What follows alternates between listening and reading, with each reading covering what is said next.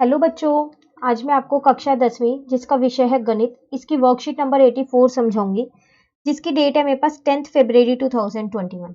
आज की वर्कशीट में हम चैप्टर नंबर 4 की रिवीजन स्टार्ट करेंगे। तो ये फर्स्ट रिवीजन हमारे पास है, जिसमें चैप्टर का नाम है द्विघात समीकरण। ठीक है, चलिए पहले थोड़ा सा इस चैप्टर के बारे में जान लेते हैं, फिर क्वेश्चंस को करेंगे।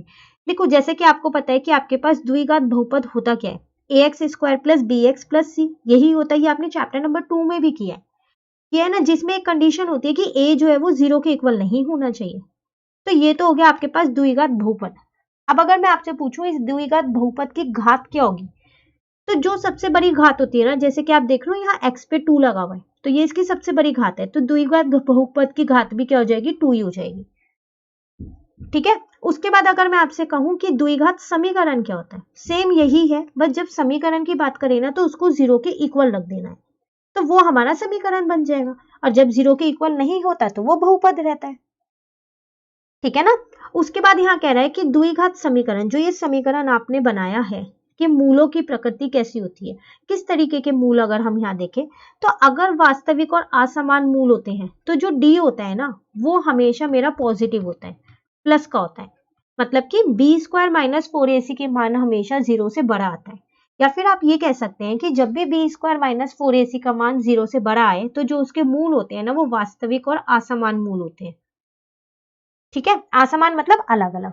अब वो कह रहा है कि अगर डी का जो मान है, पहली बात तो ये डी है क्या, जो हम यहाँ पर ये देखे रहे डी, तो विविक्तर होता है, इसको बोलते हैं। इसका सूत्र ही यही होता है, बी स्क्वायर माइनस 4ac। क्या बोलते हैं इसको, विविक्तर। ठीक है। अब अगर बी स्क्वायर माइनस 4ac मेरा 0 के बराबर आ जाए, तो उसके जो मूल होते हैं ना, वो वास्तविक होते हैं और समान मूल होते हैं। ठीक है, तो ये जो यहाँ पर आपको स्थिति दे रखी है ना, तो ये बहुत इंपॉर्टेंट है और ये आपको याद रहनी चाहिए। जैसे कि हमने चैप्टर नंबर 3 में एक वो तालिका की थी ना, a1/a2 is not equal to b1/b2 वाली, जिसमें हम रेखाएं बताते थे समांतर है या प्रतिच्छेदी है। जैसे वो इंपॉर्टेंट थी, ऐसे इस चैप्टर में ये इंपॉर्टेंट है। ठीक है। उसके बाद तीसरी है हमारे पास, अगर मेरा बी स्क्वायर माइनस 4ac मतलब कि डी जो है, अगर वो 0 से छोटा आ जाए, तो फिर तो वो नेगेटिव में होगा, माइनस का आएगा, क्योंकि 0 से छोटी वाली जितनी भी संख्याएं होती है वो माइनस की होती है। तो जो मेरे मूल होंगे ना, वो वास्तविक मूल नहीं होंगे।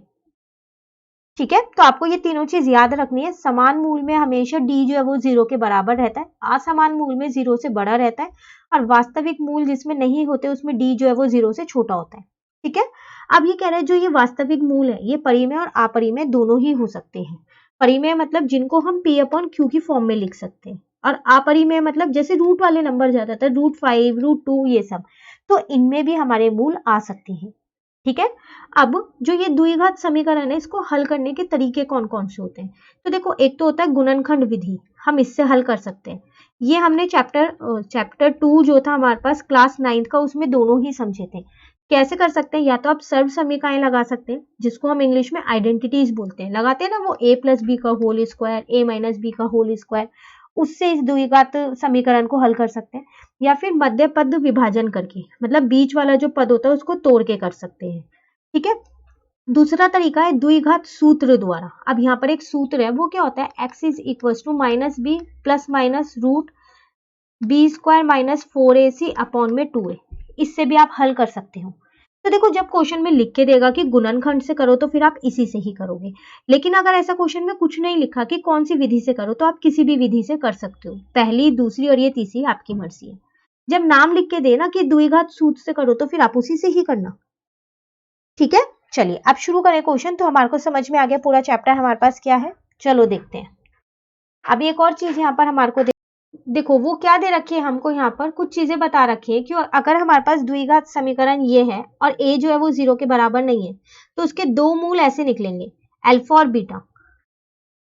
ठीक है, तो हमेशा याद रखिएगा कि द्विघात समीकरण में जो मूल होते हैं, ठीक है, वो इस पे निर्भर करते हैं, बी स्क्वायर माइनस 4ac पे, कि ये कैसा है, ये 0 से बड़ा है, 0 से छोटा है, या 0 के बराबर है। तो जो तीन अभी हमने समझे ना, ये वही लिखे हुए हैं। जैसे जैसे क्वेश्चंस में आएंगे ना, मैं आपको ये बताती रहूंगी। ठीक है, चलिए अब हम अपने सीधा क्वेश्चंस पे आ जाते हैं। तो क्वेश्चन नंबर 1 हमसे यहाँ कह रहे हैं, निम्न समीकरणों को गुणनखंड विधि द्वारा x के लिए हल कीजिए। तो देखो, यहाँ पर विधि लिख के दिया उन्होंने, गुणनखंड। तो अब हम यहाँ सिर्फ गुणनखंड ही लगा सकते हैं, दूसरे वाला तरीका नहीं लगा सकते। ठीक है, तो चलो देखते हैं यहाँ पर। तो 3x² माइनस 2√6x प्लस का 2 इज इक्वल टू 0 है। ठीक है, तो गुणनखंड का मतलब क्या है? देखो, गुणनखंड हम दो से कर सकते हैं, सर्व समीकरण और मध्य पद जो है उसको विभाजन करके, तो हम मध्य पद वाले से करते हैं। ठीक है, तो इसका मतलब इसको विभाजन करना है, तो प्लस माइनस करने के बाद आपका -2√6x आना चाहिए और मल्टीप्लाई करने के बाद इन दोनों का मल्टीप्लीकेशन, तो 3×2 = 6x² आना चाहिए। तो फिर क्या लिखे हैं हम बीच में इसके, हम ये लिख सकते हैं -1√6x माइनस 1√6x प्लस का 2 इज इक्वल टू 0। देखो माइनस माइनस प्लस हो जाएगा, प्लस ये 2√6 हो जाएगा और साइन माइनस का लगेगा। अब जब आप इसे इंटू करोगे तो देखो √6x को √6x से इंटू करोगे तो आपका आ जाएगा ना 6x² और वही आपको यहाँ पर चाहिए। ठीक है ना। अब अगर आप इन दोनों के जोड़े बना भी लो तो कुछ उभयनिष्ठ भी तो आना होना चाहिए, जो कि नहीं हो रहा, थोड़ा सा चेंज करना पड़ेगा। वो क्या, मैंने इस 3 को क्या किया, √3 का स्क्वायर लिख दिया और ये x² ऐसी है, और इस √6 को क्या लिख दिया, √3 इंटू √2 इंटू x, ऐसे इस √6 को लिख दिया। ये सब आपको पता है मैं क्यों कर रही हूँ, ताकि इसमें से कुछ उभयनिष्ठ हो जाए। 2 को मैंने यहाँ लिख दिया √2 का स्क्वायर, सिर्फ इसलिए किया कि जब मैं इनके ऐसे जोड़े बनाऊंगा तो इनमें से कुछ ना कुछ उभयनिष्ठ है। अब आप देखो यहाँ पर भी √3 है, यहाँ पर भी है और x भी है, तो आ रहा है ना ये उभयनिष्ठ। लेकिन अगर आप इस वाले स्टेप में देखो तो कुछ भी उभयनिष्ठ नहीं आ रहा, तो सिर्फ उसको करने के लिए हमने इसको थोड़ा चेंज कर दिया। 3 को हम √3 का स्क्वायर लिख सकते हैं, क्योंकि उसको जब सॉल्व करेंगे तो 3 आएगा। ठीक है, अब देखो यहाँ अंदर बचा आपके पास √3 और एक x बचा, और यहाँ पर √2 बचा, क्योंकि √3x तो एक बाहर गया, माइनस अगर आप इन दोनों में से देखो तो √2 आपके पास उभयनिष्ठ आ रहा है, तो यहाँ पर √3x बचा है, माइनस यहाँ एक √2 बचा, क्योंकि एक तो बाहर चला गया है ना। अब देखो ये माइनस था तो इसने अंदर का साइन चेंज कर दिया, प्लस का माइनस हो गया। ठीक है, तो अब आपके पास एक ब्रैकेट में ये आ गया और दूसरे ब्रैकेट में ये आ गया, दोनों में सेम ही सेम लिखे हुए हैं ये तो अब यहाँ से हम x का मान निकाल सकते हैं। तो एक बार इसको मैंने 0 के इक्वल रख दिया, कॉमा लगा के एक बार इसको मैंने 0 के इक्वल रख दिया। ठीक है, तो यहाँ से मेरे पास x का मान कितना आ गया, अगर मैं x का मान निकालूं तो वो मेरे पास आ गया √2 अपॉन में √3। सेम ऐसे यहाँ से भी सेम आएगा, क्योंकि दोनों ही मेरे एक जैसे हैं। अब देखो आप इसको यहाँ पर भी छोड़ सकते हो, आप चाहो तो इसको ऐसे भी लिख सकते हो 2 अपॉन में 3 का होल रूट, एक ही बात है। ठीक है, तो आ गए आपके x के यहाँ पर हल आ गए दोनों, पता चल गया। चलिए एक और पार्ट है ना इसका, वो भी देखते हैं, सेकेंड पार्ट। अब देखो इस पार्ट में ना एक छोटी सी करेक्शन है। ठीक है, अब वो करेक्शन क्या है कि यहाँ पर प्लस आएगा और यहाँ पर माइनस आएगा, क्योंकि अगर यहाँ पर माइनस से और इस प्लस से हल कर रहे हैं तो ये हल हो नहीं पा रहा। इसके जो मध्य पद है ना उसके मेरे दो वो नहीं आ पा रहे हैं पद। ठीक है, तो मैं यहाँ पर इसको प्लस से कर रही हूँ और इसको माइनस से हल कर रही हूँ। ठीक है, अब देखो आपको पता है कि प्लस माइनस करके आपको ax चाहिए और मल्टीप्लाई करके आपको 2x² और a² चाहिए। तो इसको कैसे तोड़े हम, तो इसको हम ये लिख सकते हैं कि प्लस का 2ax माइनस का ax है ना, 2 में से 1 जाएगा तो 1ax बचेगा और 2 इंटू 1 2 भी हो जाएगा, 2 इंटू 1 2 ही होगा, है ना। तो अब इन दोनों का एक जोड़ा और इन दोनों का एक जोड़ा बना दिया। अब यहाँ से 2x उभयनिष्ठ किया तो x प्लस का a बचा, यहाँ से a उभयनिष्ठ किया तो x प्लस का a बचा। देखो बाहर माइनस था तो ये अंदर का मैंने साइन चेंज कर दिया, इसका आप ध्यान रखिएगा। तो एक आपके पास आ गया 2x माइनस का a और एक आपके पास आ गया x प्लस का a।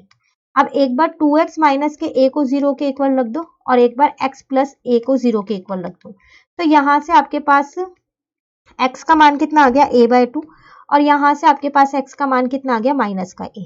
आपको यही इसमें निकालना था।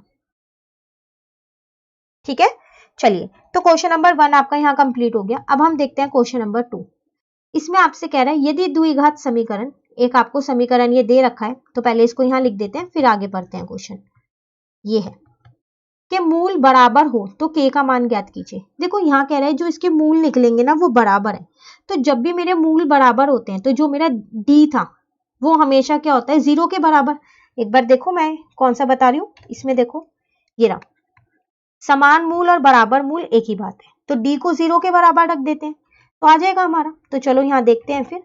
तो सबसे पहली बात तो a का मान यहाँ पर 1 है, b का मान यहाँ -k है और c का मान यहाँ पर 4 है। अब जो d है वो मेरा 0 के बराबर होगा, क्यों, क्योंकि मेरे जो वो है वो क्या है, समान मूल है। ठीक है, तो d इज इक्वल टू होता है मेरे पास बी स्क्वायर माइनस 4ac। तो 0 इज इक्वल टू b की जगह माइनस k का स्क्वायर माइनस 4a की जगह 1 c की जगह 4। ठीक है, तो 0 is equal to k square minus 16। तो k स्क्वायर इज इक्वल टू 16 आ गया। अब देखो जब यहाँ से स्क्वायर हटेगा ना, यहाँ रूट लग जाएगा, लेकिन यहाँ प्लस माइनस जरूर आएगा। ठीक है, तो प्लस माइनस का 4 आ गया, ये आपके यहाँ पर k का मान आ गया। तो k के दो मान आए, एक प्लस का 4 और एक माइनस का 4। ठीक है, चलिए क्वेश्चन नंबर 3 देखते हैं। तो यहाँ पर क्वेश्चन नंबर 3 में हमसे क्या कह रहा है, कह रहे हैं द्विघात समीकरण, फिर आपको एक समीकरण दे रखी है, तो चलिए पहले वो लिख लेते हैं, उसके बाद आगे पढ़ते हैं। का विविक्तर ज्ञात कीजिए, मतलब कि इस समीकरण का आपको d निकालना है। तो d का तो सूत्र होता है ना मेरे पास बी स्क्वायर माइनस 4ac, तो पहले वो सब लिख लेते हैं। तो a मेरे पास है 3√3, b मेरे पास है 10 और c मेरे पास है √3। बस d is equal to B square minus 4ac, यही होगा। तो d is equal to B की जगह 10 का स्क्वायर माइनस 4a की जगह आ जाएगा 3√3 और c की जगह आ जाएगा √3। ठीक है ना, तो d इज इक्वल टू ये आ गया मेरा 100 माइनस, अब देखो आप यहाँ ध्यान से, 4 3 जा 12 हो गया, √3 को √3 से क्या तो 3 आ गया। तो d is equal to 100 minus का 36। तो d का मान कितना आ गया मेरा, यहाँ से आ गया मेरा d का मान 64, और मुझे यहाँ पर d का मान ही निकालना था। ठीक है, चलिए अब क्वेश्चन नंबर 4 हम यहाँ पर देखते हैं। क्वेश्चन नंबर 4 में कह रहा है कि एक समीकरण आपको ये दे रखा है, ठीक है, का मूल ज्ञात कीजिए। अब आपको इस समीकरण का क्या करना है, मूल निकालना है। ठीक है ना, अब इस क्वेश्चन में भी एक छोटी सी करेक्शन है, वो क्या कि यहाँ पर प्लस नहीं आएगा, यहाँ माइनस आएगा। अगर आप इसको प्लस से करोगे ना तो बहुत बड़ा रूट आ रहा है और वो पूरा हल भी नहीं हो पा रहा है, किसी का स्क्वायर नहीं बैठ रहा है, इसलिए मैं इसको आपको माइनस से करवा रही हूँ। ठीक है, तो देखो कैसे करना है, यहाँ पर हम क्या करते हैं, यहाँ पर इनके हर बराबर कर लेते हैं। तो मैंने एलसीएम लेके यहाँ पर इनके हर बराबर कर दिए। ठीक है, तो देखो इस वाले पद में ये नहीं x प्लस 4 लिखा है, तो यहाँ x माइनस 7 आ जाएगा और यहाँ पर x प्लस 4 आ जाएगा, लेकिन ब्रैकेट में आएगा क्योंकि बाहर जो है वो माइनस का साइन है। ठीक है ना, तो ये x minus 7 minus x minus 4 हो गया, बाहर माइनस था, अंदर का साइन चेंज हो गया। इसको पहला नंबर, दूसरी ये पूरा ब्रैकेट, दूसरा फिर ये लिख दिया और यहाँ दूसरा ब्रैकेट, और यहाँ आ गया मेरा 11/30। ठीक है, देखो इस x से ये x तो कट गया, तो यहाँ आया माइनस 11, यहाँ पर आया मेरे पास x स्क्वायर माइनस 7x, इसको इससे इंटू किया, इसको इससे, उसी तरीके से 4x माइनस का 28, इसको इससे इंटू किया, इसको इससे। ठीक है, यह माइनस नहीं है, 11/30। अब देखो इसको इससे काट दिया तो यहाँ 1 बचा माइनस का, यहाँ भी 1 बचा, तो -1/x² माइनस का 3x माइनस का 28 is equal to 1/30। Cross multiply कर लेते हैं, तो माइनस का 30 ये यहाँ पर चला गया, ये इसके साथ मल्टीप्लाई का हुआ, तो x² माइनस का 3x माइनस का 28, तो x² माइनस का 3x माइनस का 28 प्लस का 30 इज इक्वल टू में 0। तो यहाँ से एक समीकरण बन गया, x² माइनस का 3x प्लस का 2 इज इक्वल टू 0। बस अब इस समीकरण को यहाँ पर हल कर देते हैं हम। तो मध्य पद विभाजन से ही मैं कर रही हूँ, क्योंकि ऐसा कुछ लिखा नहीं है कि किससे करना है। तो x² माइनस का 2x माइनस का 1x, मैंने ये वाले दो वो लिए, क्योंकि प्लस माइनस करके ये आना चाहिए और मल्टीप्लाई करके ये दोनों आने चाहिए, जो कि मेरे इन दोनों से आ रहे हैं। अब ये एक जोड़ा, ये एक जोड़ा, यहाँ से x उभयनिष्ठ किया तो x माइनस 2 आया। देखो इसमें से कुछ भी उभयनिष्ठ नहीं आ रहा तो आप 1 ले लो, तो यहाँ x माइनस 2 आएगा, बाहर माइनस है तो अंदर का साइन मैंने चेंज कर दिया है। ठीक है, तो x माइनस 1 और x minus 2 is equal to 0। तो अब एक बार आप x माइनस 1 को 0 के बराबर रख दो और एक बार आप x माइनस 2 को 0 के बराबर रख दो, तो x का मान एक बार मेरा 1 आ गया यहाँ से, और एक बार x का मान कितना आ गया मेरा, यहाँ से 2 आ गया। तो अगर हम मूल की बात करें तो वो मेरे 1 और 2 आ गए। ठीक है, चलिए क्वेश्चन नंबर 5 अब हम यहाँ पर देखते हैं। तो क्वेश्चन 5 में कह रहा है यदि -5 द्विघात समीकरण का एक मूल हो। तो देखो एक समीकरण आपको दे रखी है, कह रहा है -5 इसका मूल है। मूल मतलब आपको यहाँ पर ये x का मान दे रखा है, क्योंकि जो मूल होते हैं वो x का मान ही तो निकल के आते हैं। तो अगर हम क्वेश्चन 4 में देखें, देखो ये रे मूल, ये x का ही तो मान निकल के आए, तो इसका मतलब x का मान आपको यहाँ दे रखा है। कह रहा है तथा द्विघात समीकरण, एक और समीकरण दे रखी है कि मूल बराबर है। अब जो ये वाली समीकरण है ना, इसके मूल बराबर है, तो इसका मतलब यहाँ d जो है वो मेरा 0 के बराबर होगा। ठीक है, तो मुझको क्या करना है, k का मान यहाँ पर निकालना है। ठीक है ना। अब हम k का मान देखो कैसे निकालेंगे। पहले जो पहली वाली समीकरण दे रखी थी वो मैंने यहाँ पर लिख दी, तो इसका मतलब मुझको x जो है वो -5 दे रखा है, तो जहां जहां x था ना मैंने वहां -5 रख दिया। ठीक है, तो ये हो गया 2 इंटू 25, यहाँ पर हो गया माइनस का 5p, यहाँ हो गया -15 इज इक्वल टू 0। तो 50 minus 15 is equal to 5p, इसको उधर ले गई तो ये आ गया 35 इज इक्वल टू 5p। तो यहाँ से मैंने क्या किया, अपने p का मान निकाल लिया, तो p का मान मेरा कितना आ गया, वो 7 आ गया। ठीक है, ठीक है, तो अब हमने देखो p का मान यहाँ निकाल लिया। अब हम दूसरी समीकरण जो हमको दे रखी है वो लिखते हैं। वो हमको दे रखी है p ब्रैकेट में x² प्लस x और यहाँ k इज इक्वल टू 0। अब देखो p का मान हमें पता है ना, तो मैंने p की जगह 7 रख दिया। ठीक है, अब इसको इससे इंटू किया तो 7x², इसको इससे इंटू किया तो प्लस का 7x प्लस का k इज इक्वल टू 0। अब वो मुझसे कह रहा था कि इसके जो मूल है वो बराबर है, तो ये तो यही वाला दूसरे वाला हो गया। जब मूल बराबर होते हैं तो d तो 0 के बराबर होता है, तो पहले a b और c निकाल लेते हैं। तो अब मुझे पता है d जो है वो 0 होगा, क्योंकि जो मेरे मूल है वो क्या है, बराबर है। मैं यहाँ पर लिख भी देती हूँ कि मेरे मूल बराबर है। ठीक है, तो अब d इज इक्वल टू होता है b² माइनस 4ac। बस वैल्यूज को पुट कर देते हैं चलो यहाँ पर। तो b की जगह भी मेरा क्या आ जाएगा, यहाँ पर 7 आएगा, 7 का स्क्वायर माइनस 4, a भी मेरा 7 था और c मेरे पास k था, तो ये आ गया 49 माइनस 28k। ये तो मेरा 0 होगा, तो इसका मतलब 28k इज इक्वल टू 49 आ गया। तो k मेरे पास कितना आ गया, 49 अपॉन में 28। 7 से काटा इसको, इसको भी 7 से काटा, तो इसका मतलब मेरे पास k का मान कितना आ गया, 7/4 आ गया। और मुझे इसमें k का मान ही निकालना था। ठीक है, चलिए लास्ट क्वेश्चन पे आ गए, क्वेश्चन नंबर 6 पे। इसमें हमसे कह रहा है x के लिए हल कीजिए। तो देखो आपको यहाँ पर एक ये समीकरण दे रखी है, 1/a plus 1/b plus 1/x is equal to 1/a plus b plus x। ठीक है, आपको इसमें x का मान निकालना है। तो यहाँ ये सब कुछ लिखा है, a plus b plus x जो है वो 0 के इक्वल नहीं होगा, और a b और x भी 0 के इक्वल नहीं होंगे। तो हमने पता है क्या किया, हम इस 1/x को उधर ले जाते हैं। यहाँ तक ठीक है। अब देखो मैंने इनके हर बराबर किए, तो यहाँ पर आ गया b प्लस a। ऐसे इनके हर बराबर किए तो यहाँ आया a plus b plus x और इंटू में x। अब देखो इस वाले पद में ये लिखा है तो यहाँ x आएगा, माइनस इस वाले पद में x लिखा है तो ब्रैकेट में ये वाला पूरा आ जाएगा। ऐसे ही होते हैं हर बराबर। ठीक है, तो अब मैं इसको a प्लस b लिख देती हूँ। b प्लस a लिखो या a प्लस b लिखो, एक ही बात है। और यहाँ पर आ जाएगा x minus a minus b minus x। बाहर माइनस था, मैंने सबके साइन चेंज कर दिए सबके। ठीक है, और इनको मैंने यहाँ खोल लिया तो ये आ गया ax plus B X plus X square. अब ये तो कट गया, तो यहाँ पर मेरे पास आया a प्लस बी अपॉन में ए बी, और यहाँ पर आया minus A minus B upon में A X plus B X plus X square. ठीक है ना, तो अब a प्लस बी अपॉन में ए बी, तो यहाँ पर से मैंने माइनस कॉमन ले लिया तो a प्लस बी बचा अंदर। अब आप देख रहे हो कि ये सामने से कट जाएगा, जैसे भी हमने पीछे क्वेश्चन में 11 को काटा था।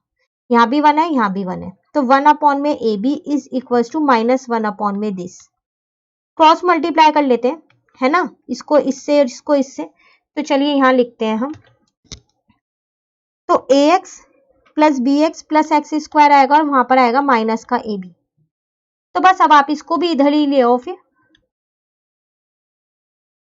ठीक है, तो इसको जरा सीधा करके लिख लेते हैं सही से। कोई से भी दो आप एक साथ ले सकते हो, अब जोड़ा बन जाएगा बहुत ही आसानी से। ठीक है, आप ये मत सोचिएगा मैंने एक्स स्क्वायर के साथ ए एक्स क्यों लिया, आप ए बी भी ले सकते हो, आपकी मर्जी, आप कुछ भी ले सकते हो। ठीक है, तो ये दोनों के जोड़े बनाए, इसमें से x उबेनिष्ठ था तो मेरा यहाँ पर x प्लस ए बचा। इन दोनों के जोड़े बनाए तो इसमें b उबेनिष्ठ था तो यहाँ भी x प्लस ए बचा। तो इसका मतलब एक मेरे पास x प्लस ए आ गया, एक मेरे पास x प्लस बी आ गया। ठीक है ना, तो एक बार मैंने x प्लस ए को 0 के इक्वल रख दिया, एक बार मैंने x प्लस बी को 0 के इक्वल रख दिया। ठीक है, तो यहाँ से x का मान मेरा माइनस ए आ गया, यहाँ से x का मान मेरा माइनस बी आ गया, और मुझे x का ही मान निकालने थे। तो x के मान मेरे पास कितने आ गए, माइनस ए और माइनस बी, ये दोनों मान इसके आ गए। ठीक है, तो ये था आपके पास क्वेश्चन नंबर 6। तो इसी के साथ ये वर्कशीट नंबर 84 जो है वो हमारी कंप्लीट हो गई, जिसमें आज हमने क्वेश्चन नंबर 1 to 6 की। चैप्टर नंबर 4 की रिवीजन 1 थी ये आपके पास। ठीक है। अब वर्कशीट नंबर 85 जो है वो हम अपनी नेक्स्ट वीडियो में करेंगे। तो अगर आपको ये वीडियो अच्छी लगी तो आप इसको लाइक ज़रूर कीजिएगा और मेरे चैनल को सब्सक्राइब कीजिएगा। Thank you.